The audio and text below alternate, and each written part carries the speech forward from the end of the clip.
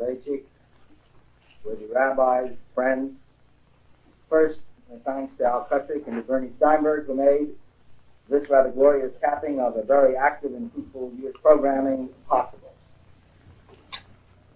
A wise man once said, "Let a teacher beware, for he knows not how far his influence extends." And there are some teachers, the lucky few, who occasionally touch a light here or touch a light there, and those whose lives have been touched may influence yet others. But all of us here know, students and teachers alike, that there really aren't many of these who have even that kind of privilege. But tonight, we have as our speaker a man who's recognized as the spiritual and intellectual mentor of the majority of Orthodox rabbis serving in this country today, who has touched directly and indirectly the lives of thousands, kindled in many a heart what the poet calls the inextinguishable fire. And he does so not simply because of his position at Yeshiva University, Rabbi Isaac O'Connell Theological Seminary. He does it not because of any kind of official position, but because of the quality of man. Holmes put it beautifully once when he said, if a man is great, he makes others believe in greatness. He makes them incapable of mean ideals and easy self-satisfaction. It's the ferment of genius in its creative moment which inspires others. He gives rise, again, to borrow from Holmes, the enthusiasm of the lecture room, the contagious interest of companionship. These things which make the students partners in their teacher's work, in the finest sense of that word. And who is this man, Rabbi Joseph Ber Soloveitchik, scion of Brisk, that famous family, who in 1930 was awarded the PhD in philosophy at the University of Berlin and a recognized authority in secular philosophy, himself a master of Talmudic scholarship, and one who's able to blend the wisdom of the one and the insights of the other. This teacher cannot be measured simply by the students in his classroom in the conventional sense, or even by those, the many, a surprising number, who each year choose to brave a Massachusetts summer to be with him in intensive study for the full period. But not even this suffices to give even a glimmering. His famous lectures, the Yortzeit year, the pre-holiday lectures, when mature scholars, rabbis in pulpits from miles and miles around, informed Balabatim flock, crowd the halls to listen and thereafter to discuss. And throughout all this period, in addition, he has served as chief rabbi of Boston, creator of institutions, leader of his flock. And yet when offered the post of chief rabbi of Israel some years ago, he made the choice that he preferred to spend his time primarily in the halls of learning, saying shiurim, touching the lives of others. I would say in his role as teacher of a generation.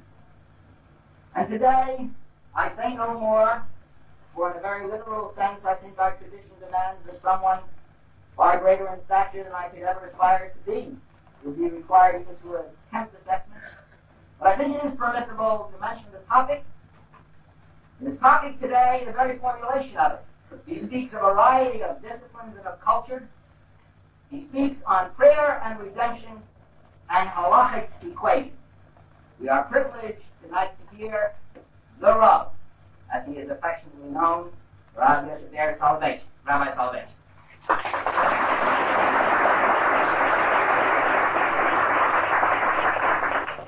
Thank you very much, Dr.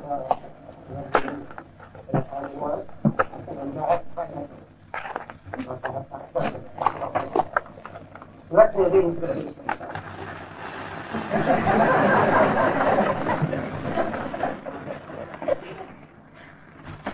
I'm not a philosopher. I'm certainly not a theologian. I am a teacher. And I like teaching. To be teaching is not just a profession, but an experience.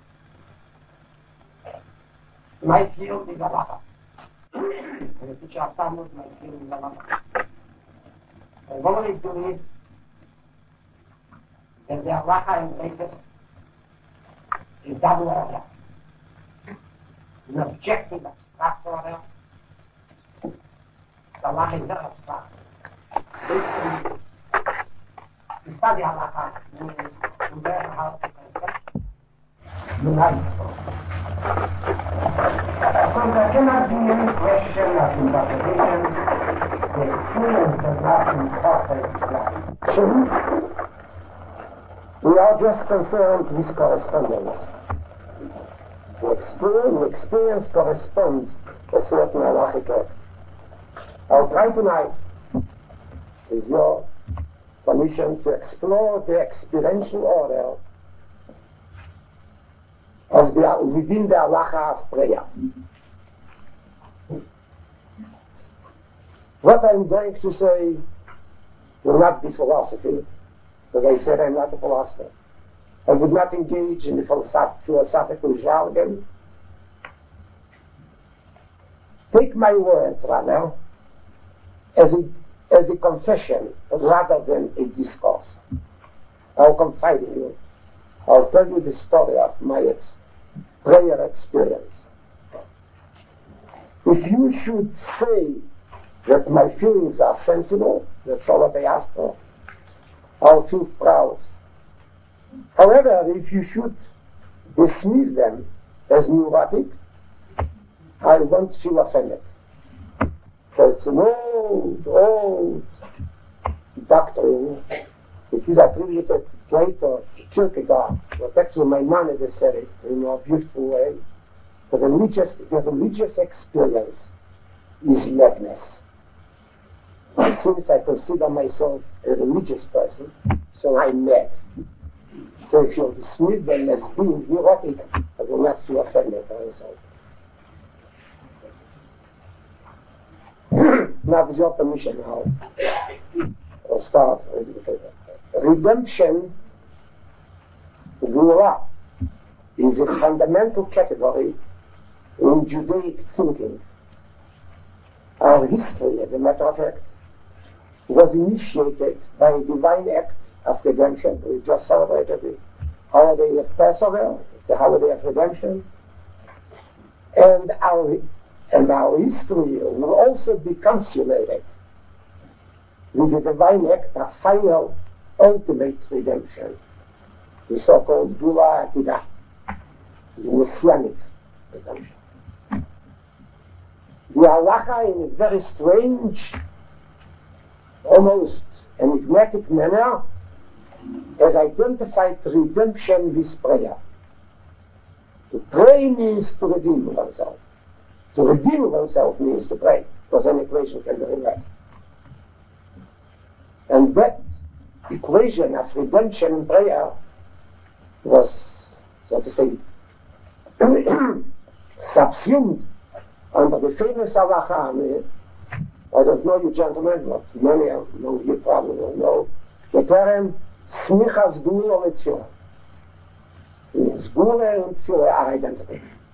And it is our custom that in the morning we say B'al Yisrael, in the dinner of Israel, and we start the Shem Nesra, which is the tefillah, the prayer, immediately. We don't even answer Amen, there is no Kaddish, but it's continuation. The Birkat Geulah, means the benediction of Geulah, is continued by the first benediction in Shem Nesra. It's exactly what I'm going to explore. What is redemption? And I wish to remark, I'll employ the so-called Spinoza or Descartes method, more geometrical. I'll try to somehow to apply a mathematical approach to what I'm going to say. In the sense that I'll postulate a few premises. So it means it's more a deductive approach to the problem of prayer and redemption. Redemption portrays a shift from the periphery to the center of history. Or, employing the physical term, we may say redemption can be described as the centripetal movement from the periphery toward the center. So let me explain it. Being on the periphery, actually, means being a non-history making collective or group. There are many groups which are on the periphery. They've never moved toward the center. Not only groups, even nations. Being on the periphery means to be a non-history making collective. While the movement toward the center changes the same collective into a history making, history involved, and history conscious. Not a collective anymore, but a people.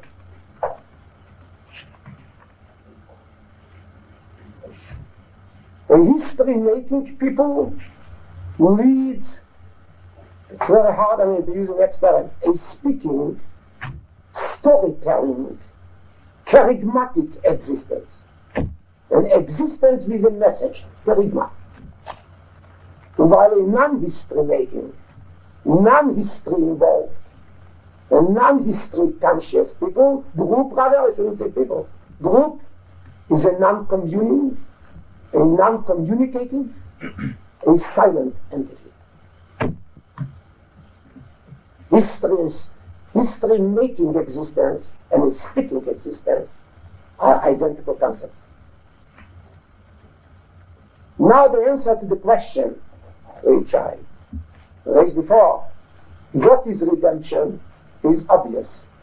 Redemption is identical with the revelation of the world. When the world is revealed to people, the people is redeemed. Or it is identical with the burgeoning of speech. When a people lives a mute world and enters a world of sound, a world of speech, a world of song, the process of geulah, of redemption, commences. In other words, a mute life, a silent life, is identical with bondage, with slavery. A speech endowed life, a charismatic, and a communicative life is a free life. The slave lives in silence. If he does live at all, if he does live at all. The free man has a lot to tell,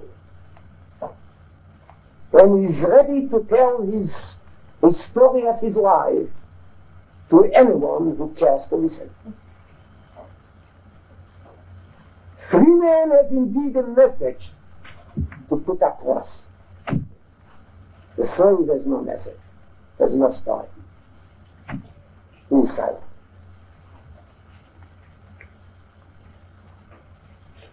The slave lacks the capacity not only of speaking, as a matter of fact, but of noise making or sound emitting as well. He's silent, not only wordless, he's voiceless. He is a mute being.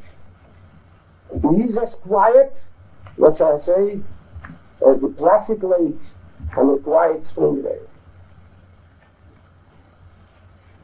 What is responsible for the dumbness and muteness of the slave, of the bondman? What is responsible? After all, he's a human being. I believe that responsible for it is the lack of a basic experience, namely the experience of suffering or the experience of distress, which is perhaps the most central aspect of the human eye awareness. The car defined man, it's famous. The car defined man, Cartesius, the car. Who is man? What is man? So the car answered, man is a thinker. Cogito ergo sum, is all saying by the car. I think, Most probably I do exist. Of course, it's still doubtful, but I do exist. I would say Judaism's opinion of man is, and don't say it is a pessimistic approach. It's not pessimistic at all. I would say it in Latin, dolorem fere, or pati, I suffer, ergo sum, I do exist. The experience of suffering is an integral part of the human I consciousness, of the human awareness. And I'll tell you, my definition is superior to Descartes. I'm not so vague. I'll tell you why. Because Descartes' definition applies to the devil too. Mephisto is an excellent thinker. So Mephisto can also say, cogito ergo sum. But my definition, dolorem fere, or pati, ergo sum, is not applicable to the devil. The devil doesn't suffer. Only genuine human being suffers.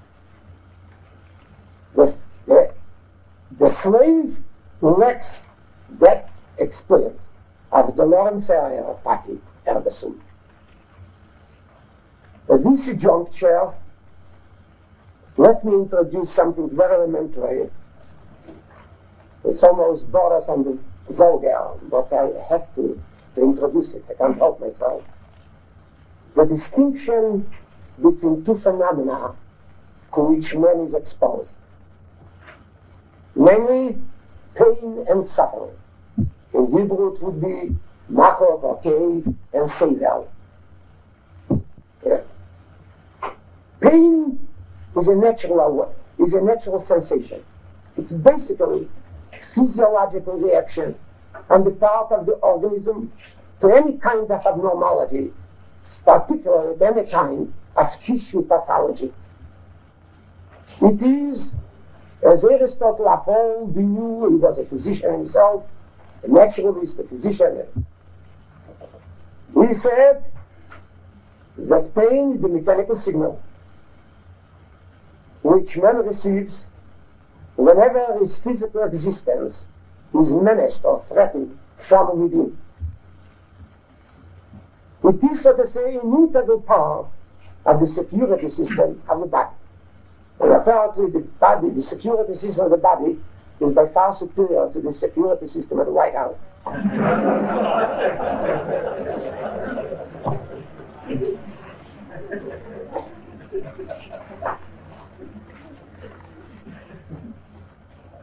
This instinctual reaction is, as it is self-evident, immediate and non-reflective. And it is restricted, and it is not restricted to humans. The beast in the field, the brute in the woods, is also exposed to and acquainted with pain. In contrast to pain, suffering is not a sensation, not at all, but an experience. Suffering basically is a spiritual reality, not a physiological or physical sensation, not at all. It's a spiritual reality with which only humans are, what shall I say, confronted. The animal has pain, yes, does not suffer. This spiritual reality is usually encountered by man whenever he stands in danger to lose the sense either of his existential security, as it is in the case of an incurable disease. Yes, if one is incurably ill, it's not only a question of pain. Pain, you have painkillers now. More or less, medicine knows how to control pain. What's the problem of suffering? Medicine cannot control suffering. Or when he stands to lose his existential dignity, as it is in the case of public humiliation. If a person is publicly humiliated, he suffers. But he lost something of his human awareness, the aspect of dignity. When he's incurably ill, he suffers. Not only is exposed to pain, he again is losing something. What does he stand to lose? The existential awareness. Whenever a merciless, indifferent, sometimes cruel, sense reality clashes with the human need awareness, man suffers and finds himself in distress. The slave is certainly exposed to pain. So is the animal, as we said before. When the slave meets with pain, he reacts like the brute does, with uttering a sharp and shrill sound. He also reacts. And he utters a sharp and shrill sound. However, I'll just call it a howl. The howl of the beast, as well as the shriek of the slave, lasts just a split second. And it dies suddenly in the darkness and in the hush of the night. In a split second, all is silent again. There is no aftermath to pain, sensation, to the pain sensation of the slave. There is no follow-up.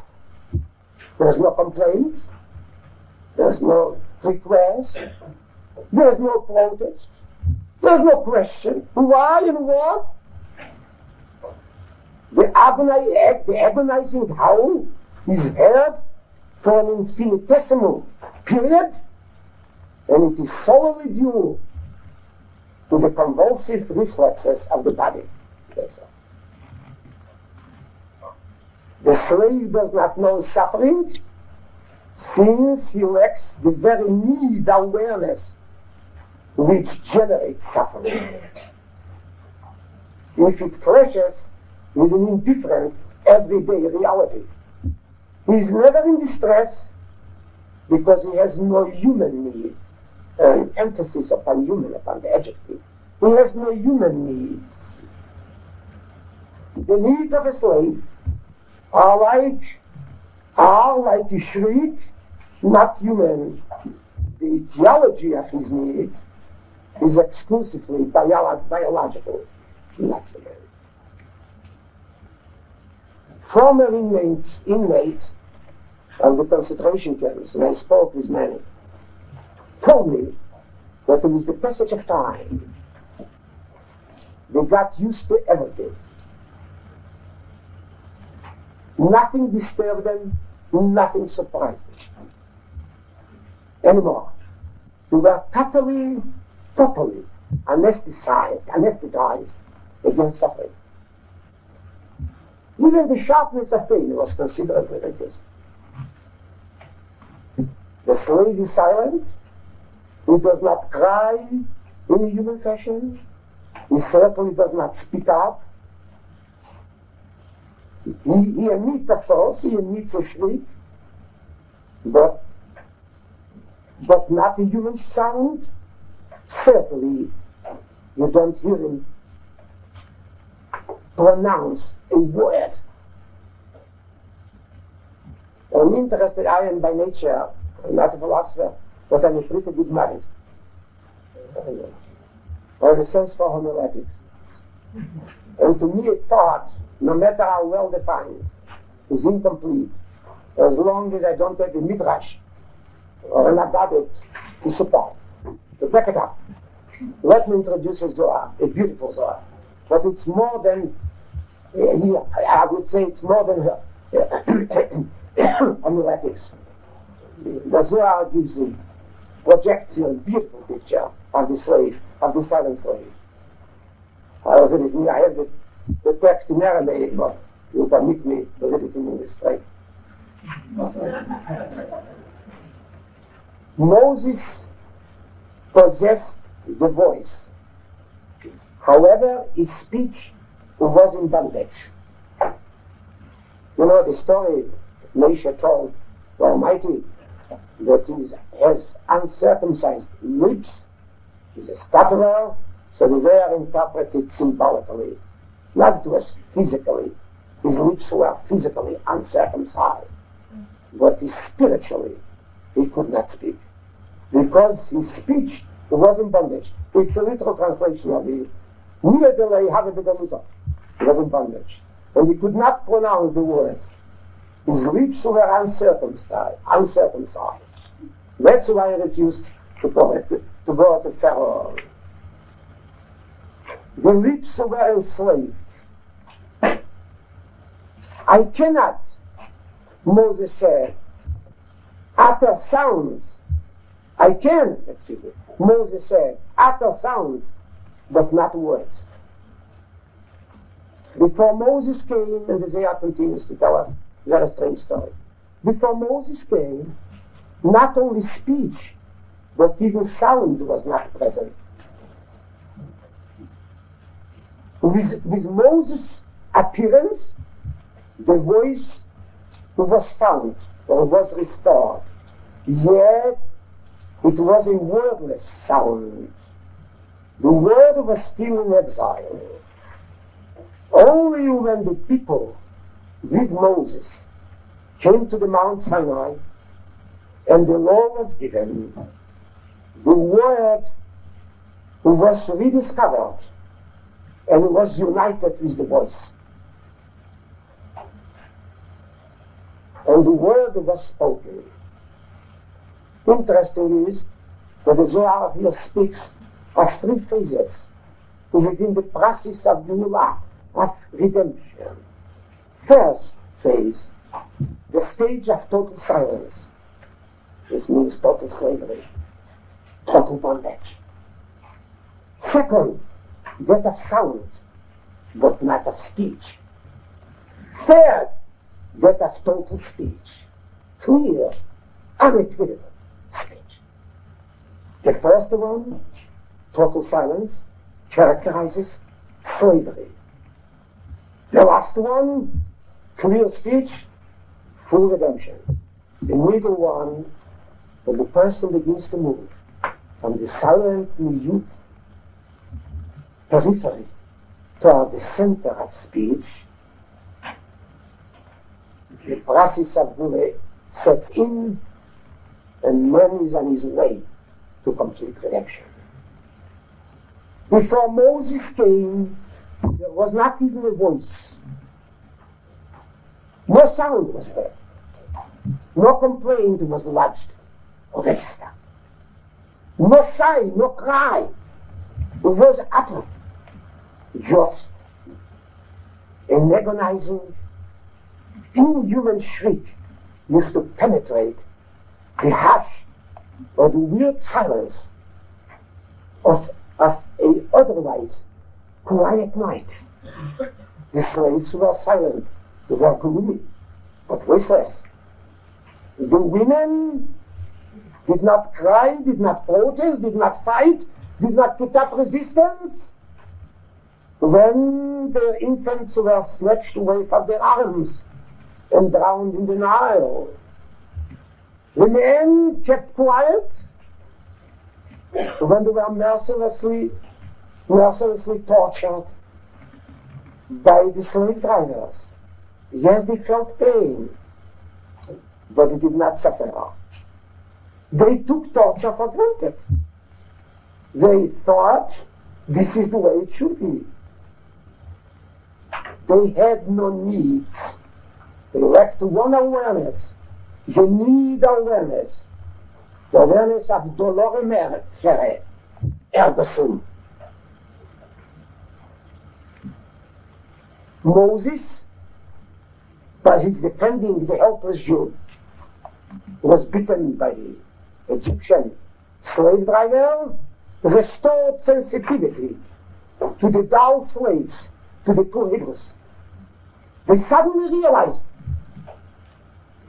in a flash, in a split second, they realized that all that pain, which it took for granted hundreds of years, we don't know exactly how many years this continued, but it took pain for granted hundreds of years, all that pain, all that anguish, all that humiliation and endless torture are unwarranted, they realize suddenly, unjustified, uncalled for, that all the cruelty, greed, and intolerance of men vis-a-vis his fellow man is evil, human madness.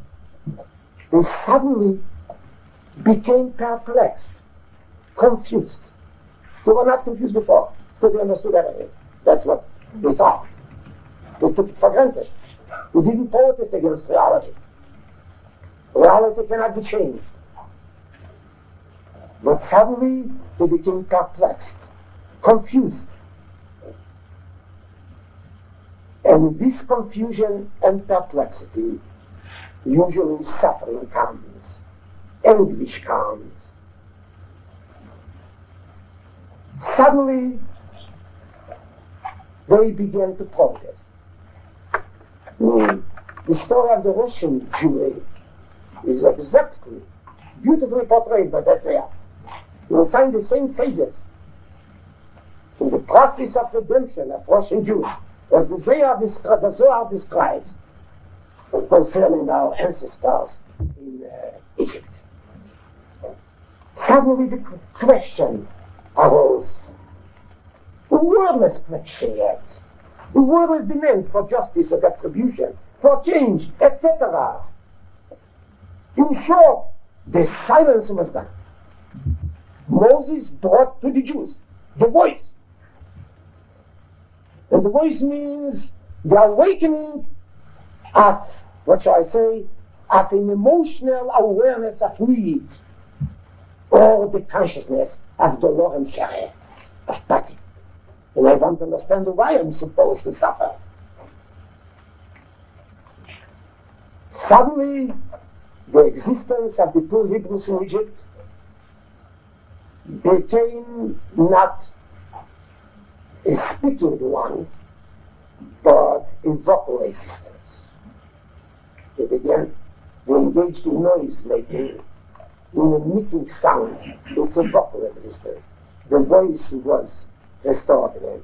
And interesting is how the Bible tells us, ויהי ביום הרבים ההם, ויאמר מלך מצרים, ויאכלו בני ישראל מן אבדו, ויזעקו ותעל שבוסם, ולקים מן אבדו. And it came to pass in the course of the many days that the king of Egypt died, and the children of Israel sighed by reason of the bondage, and they cried came up unto God. So it was a very simple question. This happened after Moses' appearance in Egypt. What happened before he appeared in Egypt? Why didn't they cry before the Moses episode took place? Why were they silent during the hundreds of years that they spent in slave camps prior to Moses' appearance? Apparently, their pre-Mosaic existence was a mute and silent one. They lacked the basic need awareness. They experienced no need. If you have no need, you don't know the secret that freedom is indispensable. And that freedom is the greatest of human needs. Hence, they were in no conflict with reality. And that conflict with reality between the human need and reality generates suffering and distress. The voice is restored to man at the very instant his emotional need awareness awakens. The very instant he becomes sensitive to human pain. Not just pain, I'm saying the human pain. However, speech comes later, appears much later, with the birth not of the awareness of need, but with the birth of the logos of need. There is not only awareness of need. I feel, I have a desire, I have an urge, I'm driven to obtain something. Not only that, this is I would say, an emotional awareness of need. It's very important. It's the basis. But apart from the emotional awareness of need, there is a logos of need. I understand why. I want to understand why I need it. What is the purpose? And how can I get it? When I become aware of my needs, so I get my voice is restored. But the word is given to me, and I become not only aware of my need, but I begin to understand my need. Not only understand my need, I understand also the method in which I could gratify that need. Speech, however, appears much later with the birth of the logos of the need, or with the emergence of a cognitive, value-oriented, or we use the term axiological need awareness. There is an emotional need awareness which is not as yet value-oriented. There is a need awareness if one is addicted to drugs, it's also need awareness. If I'm addicted to alcohol, it's a need awareness. It's a very strong awareness. It's powerful. You know that. It may destroy a man. But what is the addict? Lacking? What is lacking? Not the need awareness. He's lacking the logos of need. Or the relationship of an emotional need awareness to a value-oriented cognitive awareness. This is the logos of need. And interesting is that the Zohar says Moses was the voice, but he had no words. Even the great Moses, who was moving from the silent periphery to the great center, did not arrive at his destination before he and his people reached Mount Sinai. For a while he was need conscious, when he was the first one to emit a human sound of protest, of non-reconciliation of the human being with reality, no matter how powerful reality is. He actually emitted the first meaningful cry. He did not as yet discover the logos of need, which should have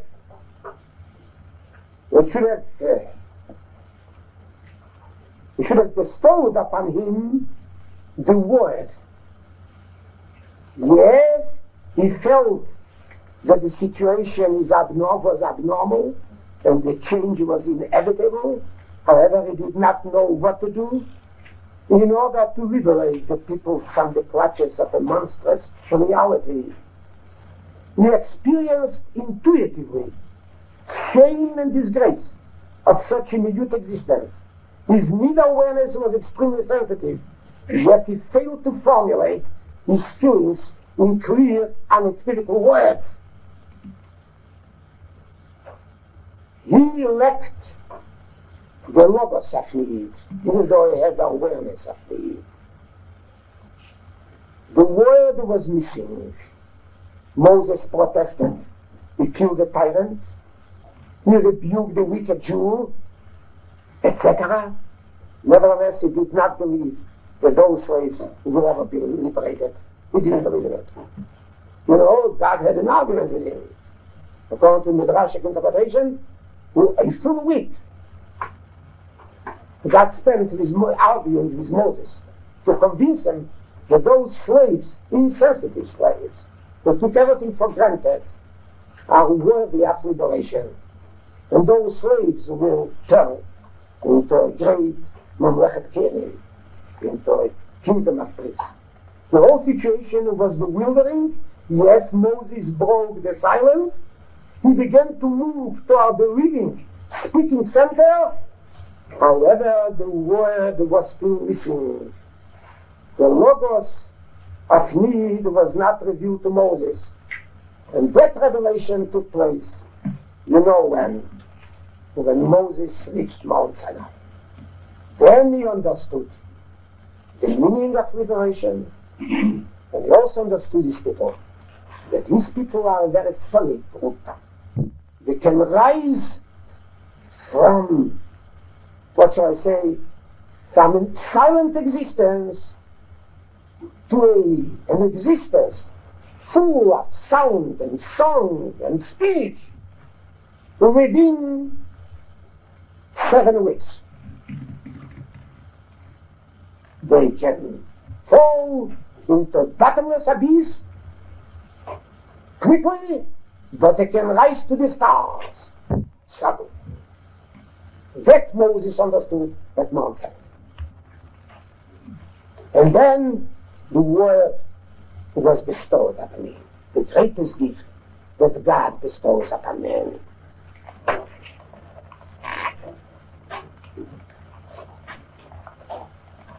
Now let me continue, if you're not tired to listen. Slavery is not only a political juridic institution. It's not only a political juridic reality. It's more than that. It is even more than a psychological reality. Slavery or bondage is an existential reality. I would say a modus existentia. It's a way of life. You ask me, certainly, you would ask me, if you wanted to interrupt me, how does existential slavery express itself? We know how juridic, economic, political slavery expresses itself. We know that. But how does existential slavery demonstrate itself, manifest itself? How? What is it? What kind of an existence is it? I'll answer you immediately. In a peripheral existence. In a peripheral existence. If a person leads a peripheral existence, he is a slave, existentially. I'll tell you, I'm a rabbi, as Dr. Lewinton, I'm a raw. Not unfortunately, regretfully, there was a secular Jewish writer who described the existential slave in a beautiful manner. I could have picked another quotations from other writers, but I believe he did it in a magnificent fashion. This starts. You all know the story of Bonche Schweig. Many of you know. I don't know how many know. If I wear my class, I would tell you, raise your hands. Well, not those who know, those who don't know. Yeah. But there is just at the beginning. The whole story I don't like. It was too sarcastic. It's even cynical. However, the description of Bonche Schweig, the name itself, Schweig, means silence, is beautiful. Shall I read it at the beginning in Yiddish, or you want me to give you a translation? Yiddish at the beginning. Where it starts is the following paragraph.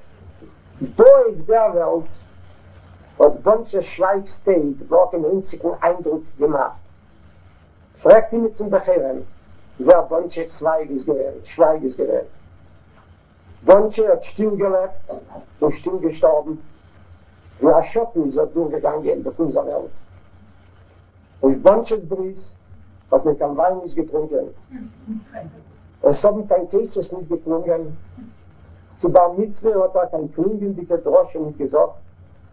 Gelebt hat wie ein groi, klein Kerndl Samt beim Brett von Jahren. Zwischen Millionen seinesgleichen. Als der Wind hat es aufgehoben und auf der anderen Seite rübergeworfen, hat es keiner nicht bemerkt. Now, it's my translation, I want to say. I'm told, find with me not respect. Bonche Schweig's death made no impression whatsoever. No one knew who Bonche was. Bonche lived mutely and died quietly. Like a silent shadow, did he pass through our world. At Bunch's circumcision, no toes were raised, no blesses were cleaved. At Bar Mitzvah, no rousing speech was delivered. He lived in anonymity, like a grey, minute grain of sand on the beach of a stormy sea, among millions of identical sand particles.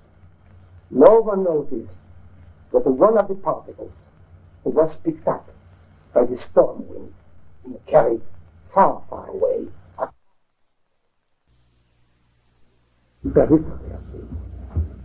They are slaves, not in a juridic fashion, but in an existential sense. They are faceless, they are nameless.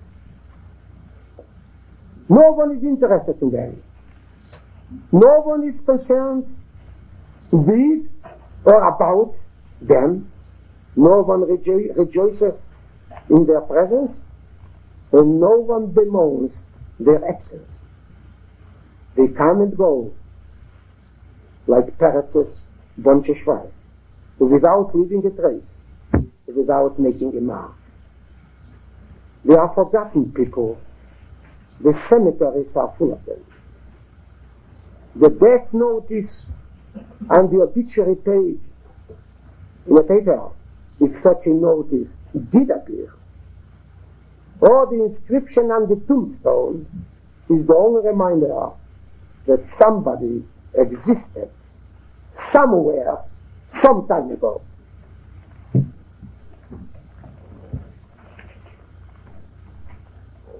Those people lack, like the slave of antiquity, a need awareness.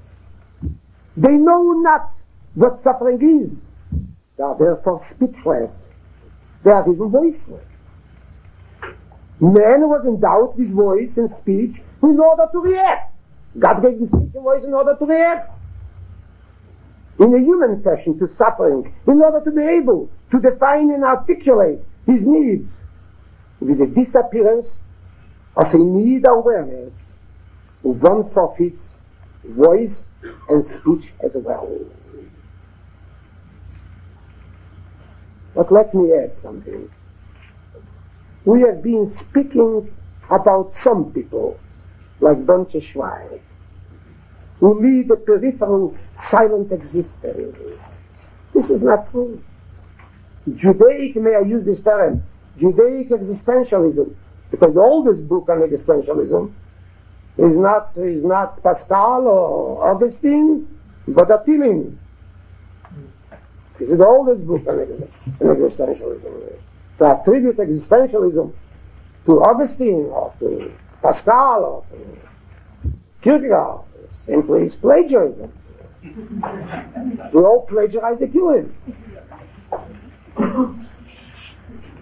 Judaic existentialism has gone a step further.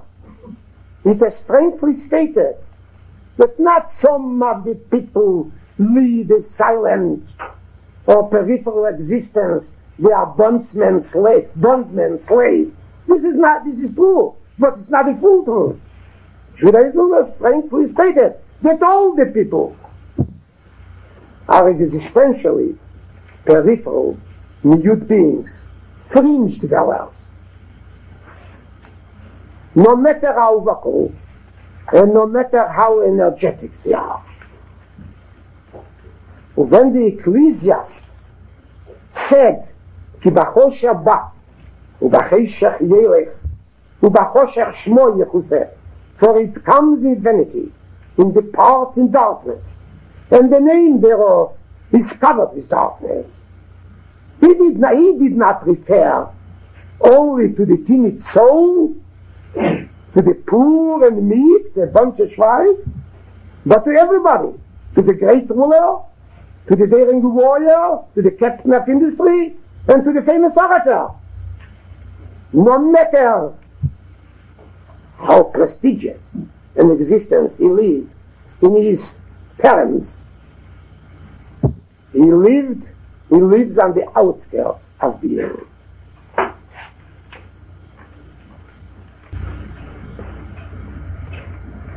We have developed before the equation of silence and the absence of a need awareness.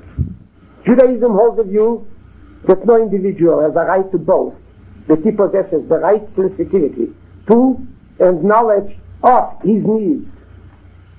Not even the most sophisticated and the most enlightened person is familiar with his genuine needs. In fact, man is totally ignorant, even of his most cardinal needs, urges and desires. And here comes in a very strange philosophical doctrine which plays an important role in Judaism. The double image doctrine, which plays such a significant role in our philosophy of sin and repentance, lies at the very root of our pessimistic appraisal of man's relationship to his own needs. Sin in Judaism, what I mean by the double image theory is as follows. Sin in Judaism, in contradistinction to Christian theology since Augustine, is not within man, but extraneous to man. It's something foreign to man. The cause of sin is to be found not in man, not in genuine man, but in the identification of man with the wrong image, with a phony, if I may use this term, colloquial, with a phony I-awareness. If man identifies himself with the pseudo I, with a phony I-awareness, then that identification breeds sin. And what is repentance according to Judaism? My mind is formulated in one sentence. Repentance is the consequence of rediscovery of the genuine I, of the genuine image. And sin means the wrong identification. Now let us draw a very simple conclusion. If man has a tendency to identify himself with the wrong I personality, then he is also want to respond to the needs of that personality. We are very ambitious. As a matter of fact, modern man has countless needs, but they don't belong to him. They are needs of somebody else.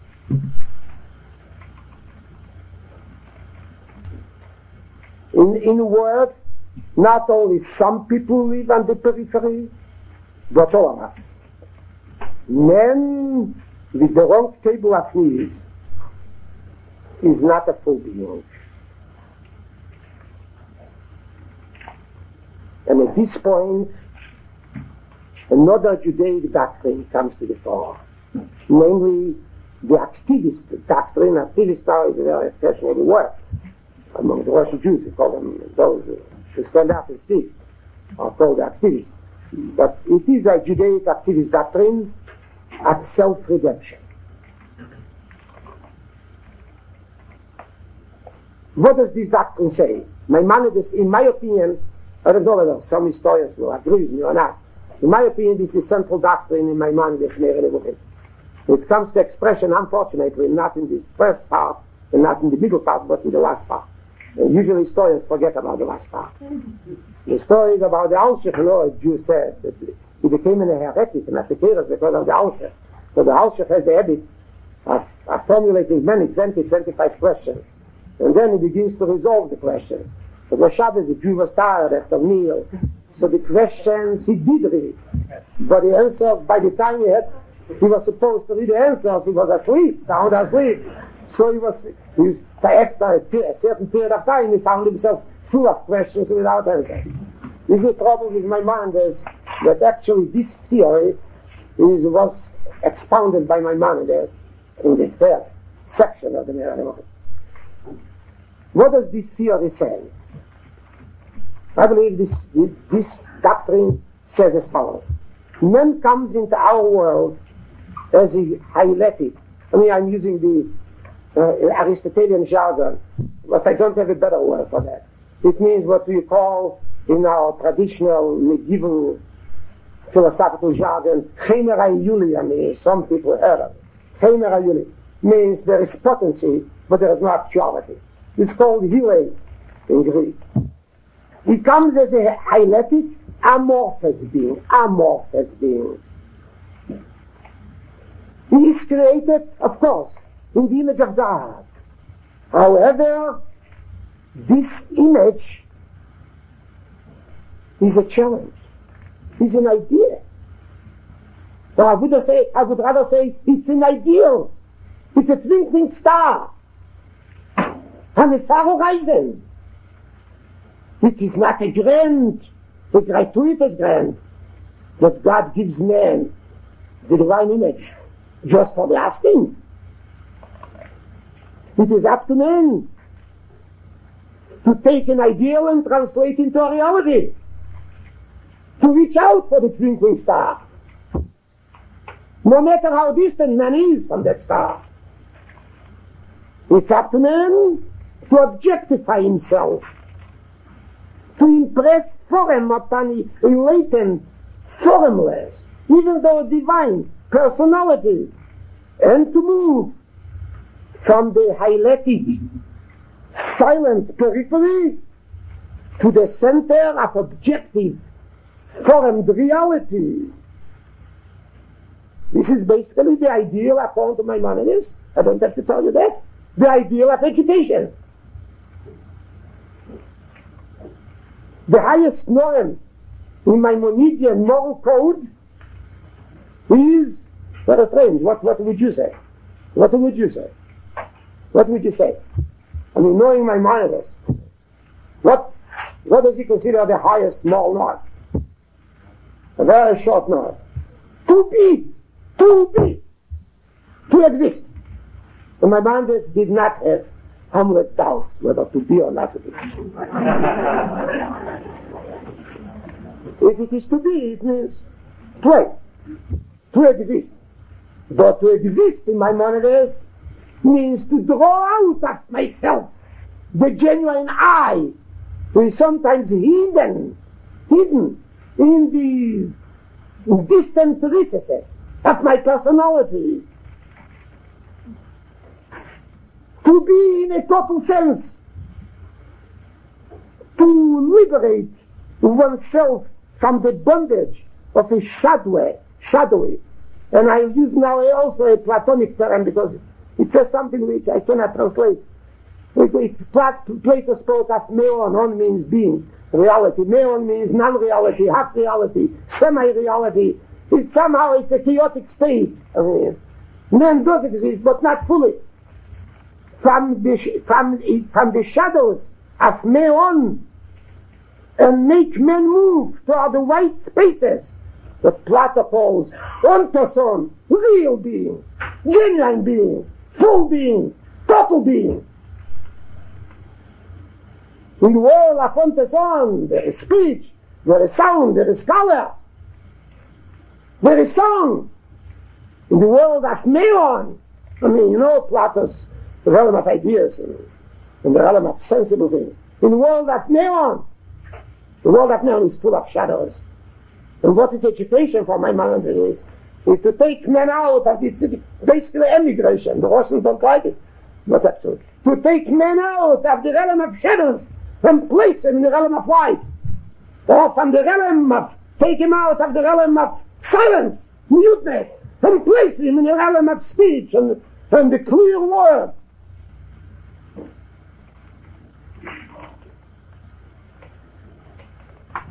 How is it being done? How could we achieve this objectification of the human being? How? All right, it's a beautiful idea. To be in a total sense.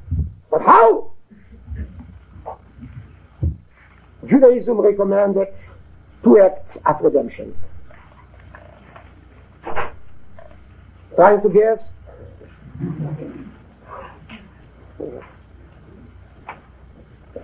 One, through knowledge. Means, in our vocabulary, it means through Torah. The redemption of the intellect, or objectification, redemption of the intellect through knowledge, through cognition, through Torah. Second, through tefillah, the redemption, of course, Torah redeems the intellect. What does Tefillah redeem? The need awareness. Or the awareness of the Lorem Fere, or Pati, Ergosum. It's important in Judaism. It's the basic awareness of human being. With your permission, I'll just explain in a few sentences how does the intellectual process of objectification, the process of intellectual objectification, how does it function? And it will facilitate my task of explaining to you how the objectification via tefillah occurs. We all know the story that is related to Mida Daf Lamed 30,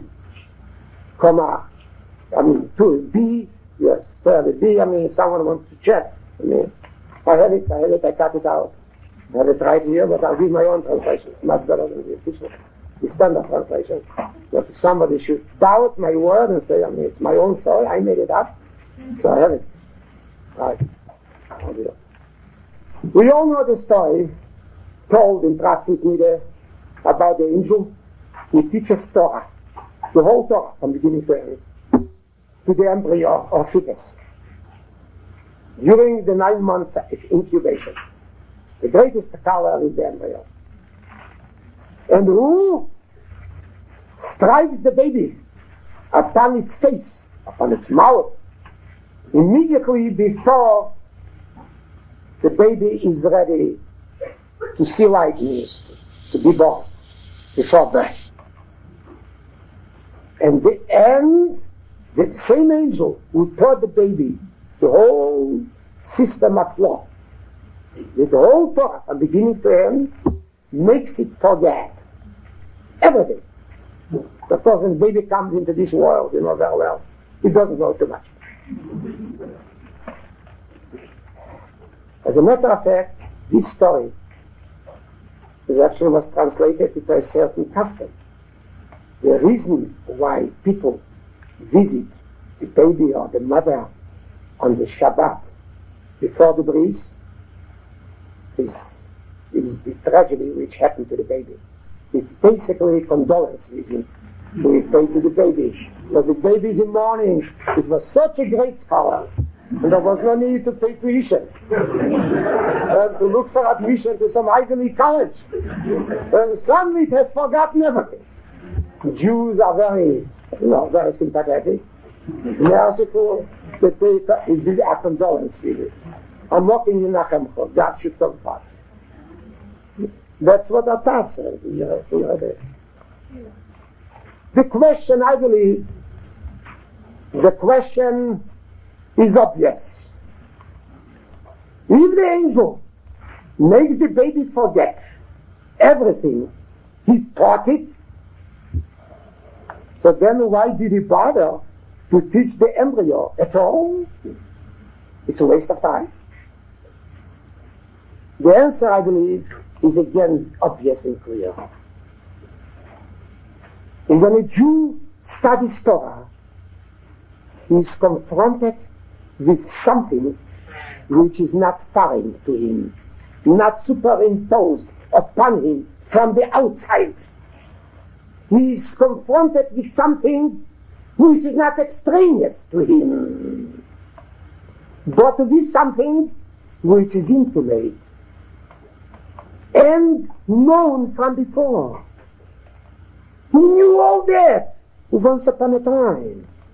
It was stored up in the recesses of his memory. Of course, he studies his own stuff. By sheer association, you know very well, by sheer association, we are reminded of the Platonic doctrine that learning is recalling, recollection. The same doctrine. What does it mean? Learning means recalling of something, recollecting of something familiar. The Jew studying Torah acts like the amnesia victim who is trying hard to reconstruct out of the debris of his memory a beautiful world which intuitively he knows, he can't prove it, he enjoyed it once upon a time.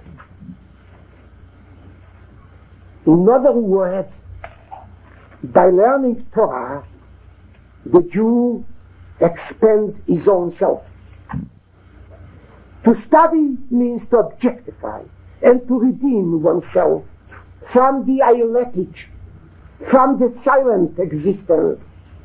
By studying, the Jew heads straight toward the charted, illuminated, and speaking existence. But everything is within him. He draws it out of himself. Education as drawing out of oneself. That's exactly what Rabbi Simloi, the name of the rabbi who told this story, is Rabbi Simloi. Rabbi Simloi wanted to convey to us.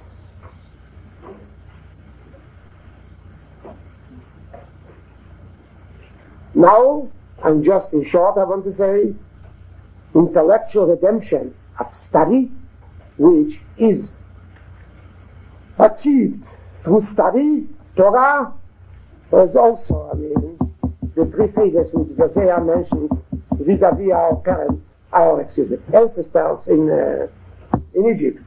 First of all, the first stage, we encounter silence, complete intellectual insensitivity, and total unconcern.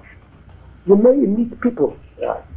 The people not only, they are not educated somehow, it's not a question, they didn't have the opportunity, but they are totally unconcerned.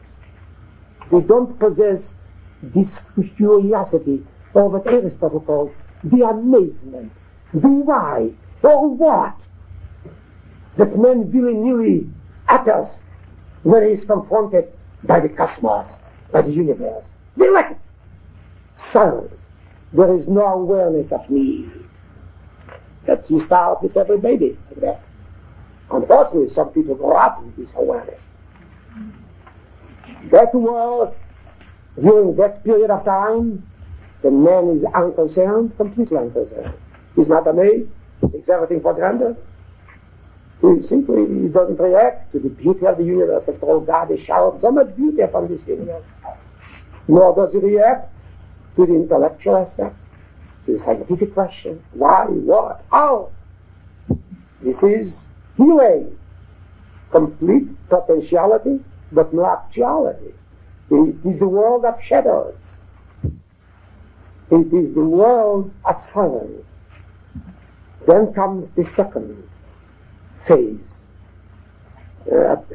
As a teacher, I know that the second phase is not the word. The word is the idea, the voice. Which means the pupil, somehow the pupil's voice was restored, or the voice is restored to man. It means you hear sounds, but not words. The awakening, it characterizes the awakening of cognitive curiosity and amazement. Man begins to be annoyed because he does not understand. He is troubled by something he himself cannot define. And that is the beginning of knowledge. This is the voice. This is transitional stage. Of course, at the end, at the conclusion, comes the word. The word breaks through. What is the word? In the intellectual world, in the academic world, clear and distinct cognition. The intellect begins to speak. And at that moment, the intellect begins to speak, to ask and to answer. It's more important when the intellect asks the question. There's not always an answer. There are no answers to all questions. But begins to speak in the clear accents of the Logos. Then man finds himself objectified, redeemed, and a citizen, not of Neon, but of Unterson. Now let us ask, how does man redeem himself through prayer? is actually my topic. Judaism in contradistinction to mystical quietism, and it's usually non-Jewish mysticism. The Jewish mystics will have a different approach. But non-Jewish mysticism, throughout the ages, recommended toleration of pain. Judaism in contradistinction to that doctrine, who wants men, as I said already before, to cry out aloud against any kind of pain. To react. Judaism rejected Stoicism. Some people are Stoics. Maimonides himself was a Stoic. They couldn't help it. This was a part of it.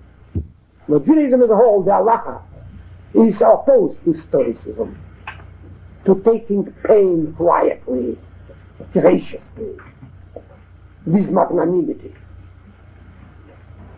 He wants men to react indignantly to all kinds of injustice or unfairness.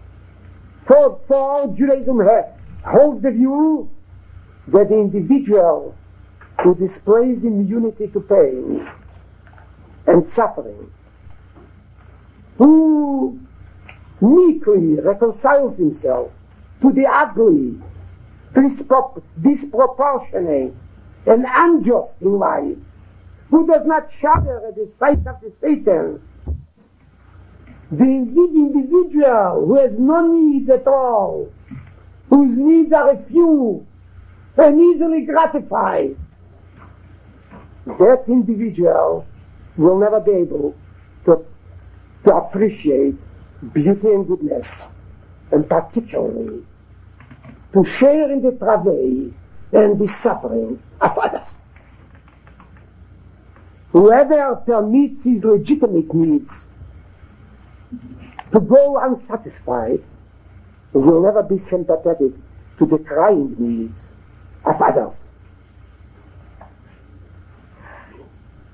Human morality, which is based on love and friendship and sharing in the travail of others, cannot be practiced if the person's own needs awareness is dull and meek. If the individual himself knows not what suffering is, then he'll never share in the suffering of others. Hence, Judaism rejected what kind of an existence? Ascetic, yeah, but I have a better term. The angelic existence. You all know that. The angels appeared before the Almighty and said, they want the Torah. Why the Torah be given to sinful man, frail man, weak man, mortal man? Why not be given to the angels, to the archangels, who live forever? And what did God answer? I give the Torah to people with needs. Angels live in existence without need. And the Torah does not belong to them. Therefore, prayer in Judaism is again, unlike prayer in the mystical literature, bound up with human needs. Human drives, human urges, and human wants. Out of the 19 benedictions in our Shemini Esrei, in our Tfilat Amidah, 13 are concerned exclusively with human need. Kama tochenu adam dat until Shomei Tfilah. And even two of the last 3 benedictions, Reitzei and Sim Shalom, are again concerned with need and their nature, and they display petitional, so to say, nature. The petitional benediction. Judaism was not too excited over hymnal prayer or thanksgiving prayer. We know we have that. We recite the Hallel on certain occasions. We recite Psukkah Zimra every morning prior to the recital of the benedictions of Kriyat Shema. Correct! We know, the book of Psalms is replete with hymn, beautiful, magnificent hymn, exalted hymn. But the hymn is not the very essence of the Jewish prayer. And the Jewish prayer, the very essence, the very substance of the Jewish prayer is petition, intercession, asking, requesting, and sometimes demanding from the Almighty. It's very strange. Christians don't understand it. They're having trouble with the paternoster in the Lord's Prayer to give us our daily bread. That trouble. We ask more than bread. We ask luxury sometimes. And that's exactly what Judaism wants us to do. The person in need is summoned to pray. And halachically I could prove it to you, but I have no time for that. Prayer and sorrow. You know what sorrow is, either you'll say it in Sephardic dialect or in Ashkenazi dialect, the same time.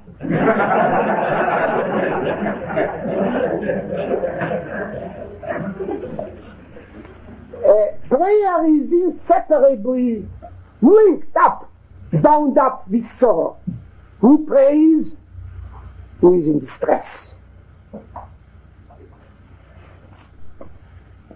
Minameitza, Rosiko, out of the narrow straits, I invoke God. Minamakim, Rosicho Hashem, I invoke God, de profundis, from the depths in which I find myself. V'chisovin yukomo be'artzaches, halatzaretzeres, then war will be declared. Then pray. And this is true according to Maimonides as well. And Nachmanides, who dealt with the problem of prayer from a halachic viewpoint, prayer and need are inseparable, bound up. If man does not experience minameitza, narrowness, existential narrowness, if man is not in distress, minameitza, if he is not somewhere in subterranean depths, if he feels happy and contented, there is halachically no need for prayer. Doesn't have to join the temple or a synagogue. And save a few dollars.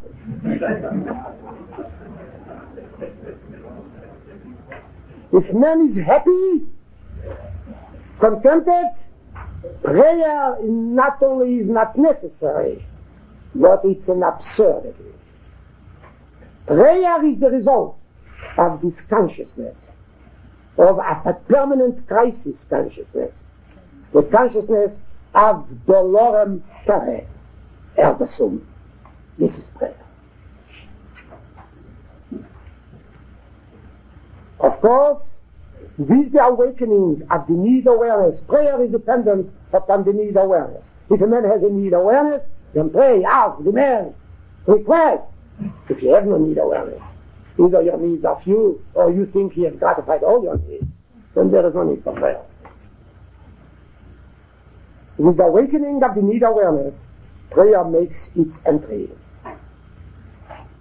Prayer at this stage, and I would ask for your attention, at this stage is called Se'oko, Tzaddik Ayin Kuf Hei. Se'oko, not Tefillah yet. Not Tefillah yet. Tefillah is a higher, I'll explain what Tefillah is. Se'oko, Tzaddik Ayin Kuf Hei. What does Se'oko mean in Hebrew? Shriek, outcry. And one of the attributes of the Almighty is Shomea Kol Se'oko. He hearkens to the voice, to the cry, to the shriek, to the howl. He hearkens to it. Not words, Kol Se'oko. You don't say Shomea Kol Tefillah, you don't say. Because when God hearkens to Tefillah, then he hearkens to words. But when it is about Se'oko, there are no words yet. Man hasn't discovered the logos of it. He just discovered the awareness of need, that he is a being in need. He is dependent. And that the consummation of the ideal of man, of his life, the meaningfulness, can only be obtained from somewhere else, not from within. Then prayer is indispensable. But this is the Logos. But for the time being, it is just so upper, just a mouth cry. There is as yet no word, no sentence, even though the emotional awareness has awakened. The Logos of need is still dormant, silent. There is as yet no clear understanding of what one is crying for. There is, however, distress and loud human weeping. Theoko is primordial prayer. The voice is restored. The word is still missing. He prays because he is in narrow straits. He prays because he is in the depth. But for what he prays, he doesn't know. Did our ancestors in Egypt know when they began to pray? For what? Prayer was an expression of protest against reality, against the present.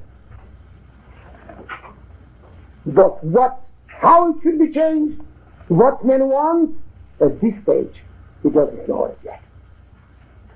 Interesting is, just it is a parenthetical statement, that the service of Slichot, the original service of Slichot, is actually represents not Philo, but Tzorah.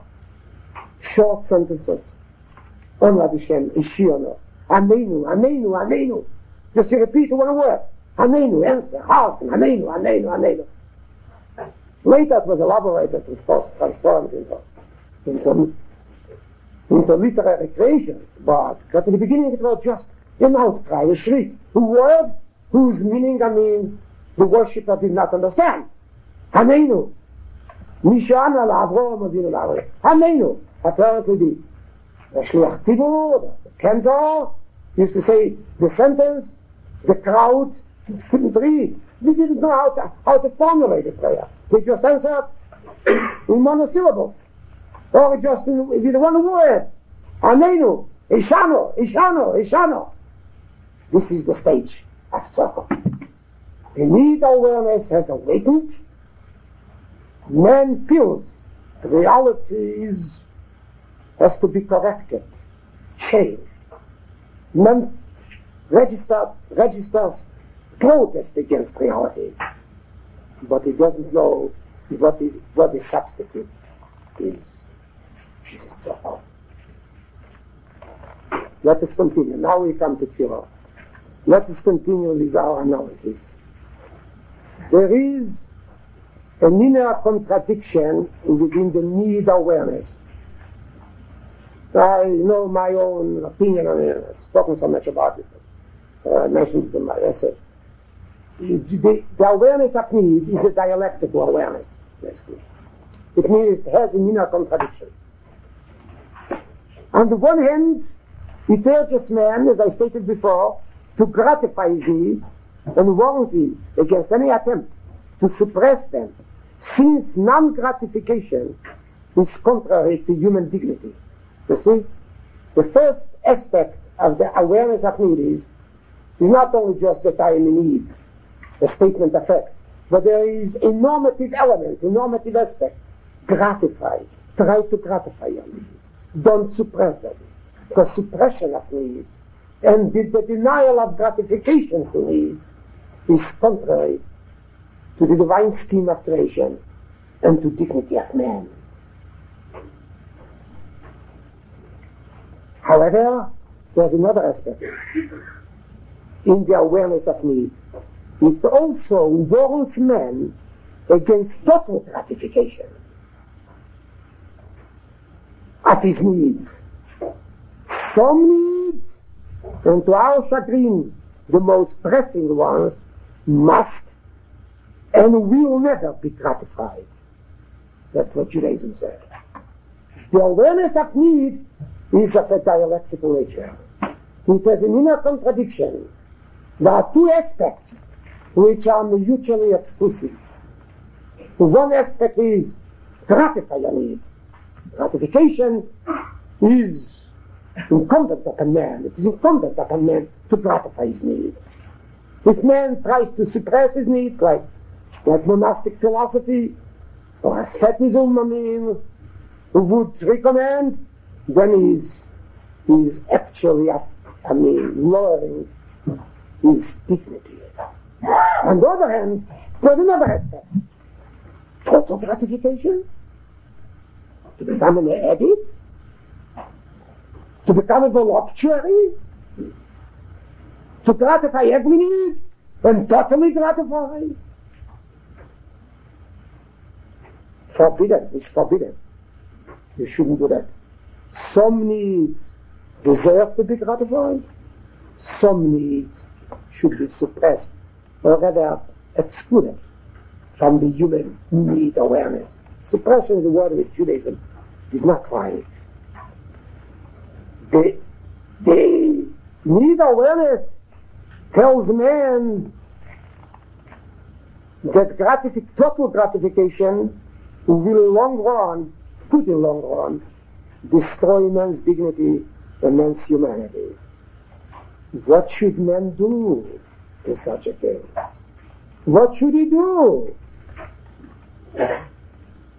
He's caught in the crucible of contradiction. What advice should he follow?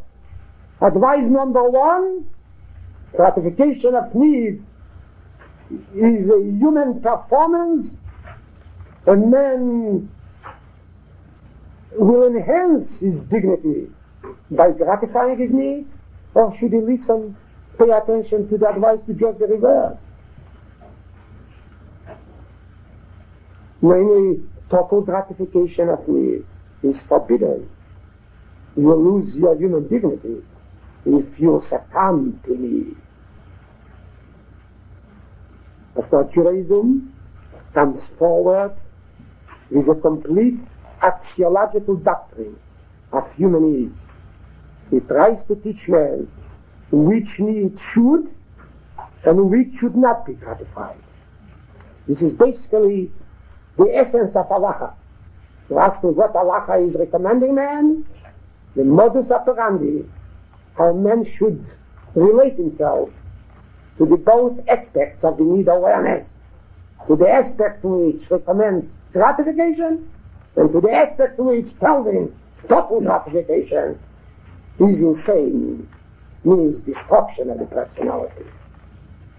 There are criteria by which one may be guided in his attempt to treat his needs, his need awareness on its selective basis. The halachic prayer, it's hard for me now, my time almost up. You don't know how much time I allocated to myself, huh?